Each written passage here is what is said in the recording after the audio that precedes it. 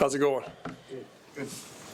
Coach Rule the other day said he thought Heinrich had a good bye week. What have you seen out of him even since that Illinois game?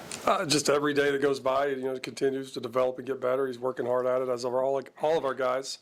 I think he's got a plan now each week, each day when he comes out to attack, and he accomplishes those goals, and through that he keeps developing into good players, or into a good player. Coach, one of the players I want to ask about, he's going to have a bigger role, is Ty Hahn. How has he looked in practice, and how do you think he'll fit into the offense? I mean, since we got here, he's been crucial just because he can play every position. He knows every position, and and with injuries and people in and out of the lineup, being able to plug and play a guy like that was crucial. I'm glad that he got out there the other night and made a crucial third down catch like he did. That was awesome to see. How valuable was the bye week just for sort of big picture reassessing of what the offense has been and what it can be? That was awesome. I mean, I think we handle bye weeks way different than anywhere I've ever been when I'm away from Coach Rule. I mean, we compete in everything that we talk about, just iron sharpening iron. Our guys went out every single day that we practiced, and sometimes they can be a lull in the off week, but this is one of the best off weeks I've ever been a part of as far as the detail, the practice, the competition, guys being locked into it. It was really neat. It was a good week. Coach Rule talked last week pretty bluntly about Anthony and the need for him to improve his ball security, as he has mentioned several times this year, as Coach has. So what did you see through the bye week, and what are you expecting as you get closer to Saturday?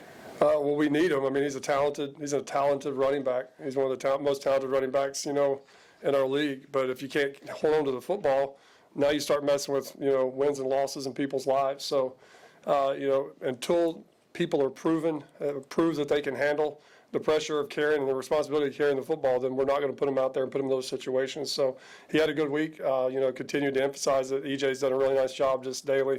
You got to be careful. It can't be like the ninth inning and you're going out there, hey, you have a no-hitter. You can't be that, right? Because then it begins to backfire on you. But I think that EJ's done a really nice job of working with Anthony, and Anthony's been very mindful of what he needs to do to get back on the field.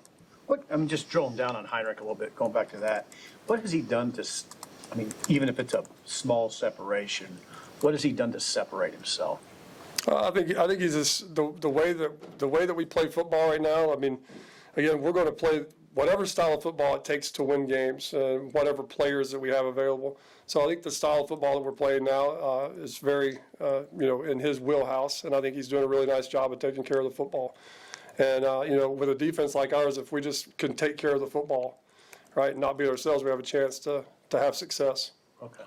How different is the style of play, though, in this division compared to maybe what you had been used to, where field position, punts, things like that really have a higher value maybe than other places in college football? No, it is. I mean, you have to have the guts and the nerve to go 3 and out sometimes and be smart. It might be 3rd and 11, you're backed up, and you're down deep in your darkest pits of your soul. You're wanting to take a shot at it, but what's best in that situation is you may hand the ball off. You may throw it short of the sticks and punt it and let your defense go out there and get you some more field position. So, this league is a lot different than other places I've been. Just the emphasis, and again, you have the different weather situations, the wind and the weather, the cold weather and stuff that come into play as we move through the end of the year. It's going to be fun to be a part of, but we have to continue to maintain, our mindset of not beating ourselves and making sure that keeping ourselves in good play and field position. Marcus, do you feel like these younger receivers are ready to step up into this more prominent role now for the offense? They have to. Now it's like, 3 weeks ago, y'all were asking that, and it was like, well, if he has a good week of practice, we'll get him out there, get some reps. Now it's, hey, you, and they look back, and there's nobody behind them, and they had to, I think it's really hit them that, it's our time to go, and I think, we'll look back on this in a couple of weeks, couple of months, couple of years, and kind of see where this is a turning point for those guys. What's your evaluation of the offensive line through the first 6 games of the season? I'm very pleased with the offensive line. Again, even sometimes in games where you have sacks, people want to blame the offensive line when say you have 10 sacks throughout a year. Usually there's about 5 of them that are on the O-line, and there's 5 of them that's on a running back or a quarterback or something. All the sacks that happen sometimes in today's world of RPOs, it's actually a run play.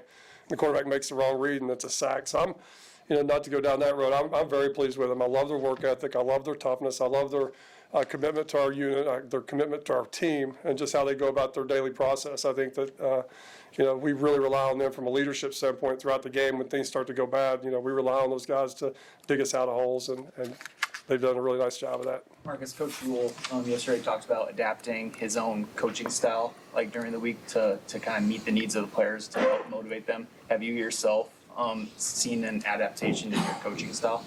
To my coaching style? Yeah. We like these. I mean, we really like these dudes, man. These our players are awesome. And when you're around them every day and you see how hard they work and how important it is to them, we're all in this together. And sometimes that takes years to achieve. But I think that they know that we're in it with them, and we sure as heck know that they're committed to what we're doing. So I think it makes it easier. Daily interactions become fun. And you'll walk by offices and players are just hanging out, eating wings with coaches, watching TV, watching ball, watching cut-ups, offense, defense, offense. It's a great camaraderie going on in our football building right now. And I think that all kind of goes back to how Coach Rule's always done it. He's always been a player's coach and always had those relationships. And I think that our staff's done a really nice job adapting that mindset as well. How much do you appreciate what appears to be Jeff Sims' really good attitude about what's going on? Like, he doesn't necessarily have to have that. I'm sure the season hasn't gone how he'd hoped, but it seems like he's really supportive. Well, he's one of the main leaders. He's one of the main leaders on our football team. He's a single digit, and it's not going exactly to plan. We both understand that, but he does not flinch. He's a tough kid. He's a great teammate. He coaches all the other quarterbacks. During practice when it's his turn to go get reps, he does it at a high level. Had a really good day today throwing the football. There's going to come a time when we're going to need all three of those guys to win games, towards the end of the season. So I think they're all locked in. They're all trying to get better. They're all ready for when it's their turn, when they're called upon, they're going to be ready to roll.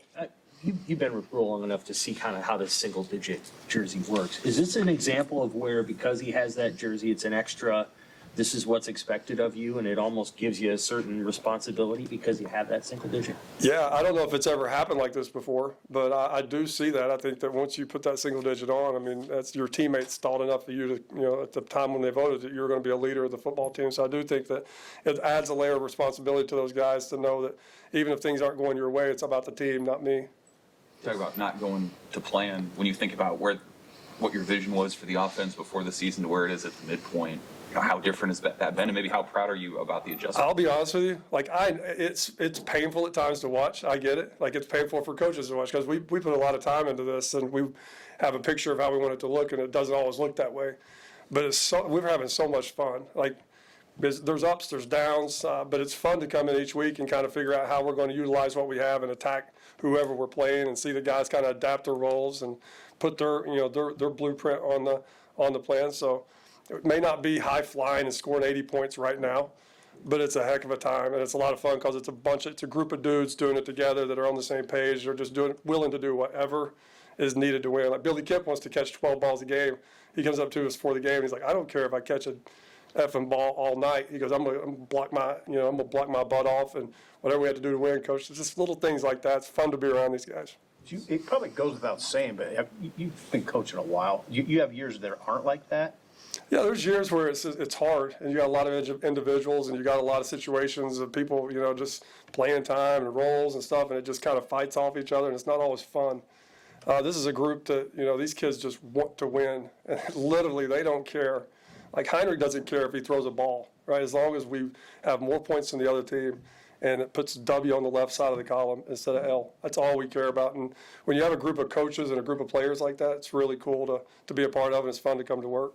Marcus, with that in mind about how your offense obviously doesn't look exactly like you thought it would in the offseason, you're getting into an important time of year for recruiting. And, I know some of the coaches were on the road last week and watching players. So how have you found that your conversations have gone with kids who want to be a part of this program or are thinking about being a part of this program in the future, and they see an offense right now that isn't maybe featuring the skill players in the same way that you talked to them about how it would when you recruited them? Luckily, like you were saying, I've coached a long time, so I think you can look at the majority of my career.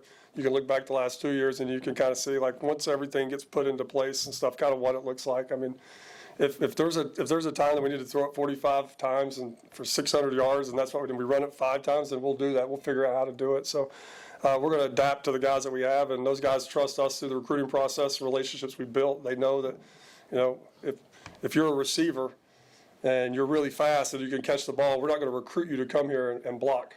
Like, you're going to have to block, but we're bringing you here to throw you the ball and be a game changer and help us win games. So I think that they trust us, trust the vision, trust what we're doing here, and know that, when it's all said and done, that every position, every skill set is going to be rewarded in this offense.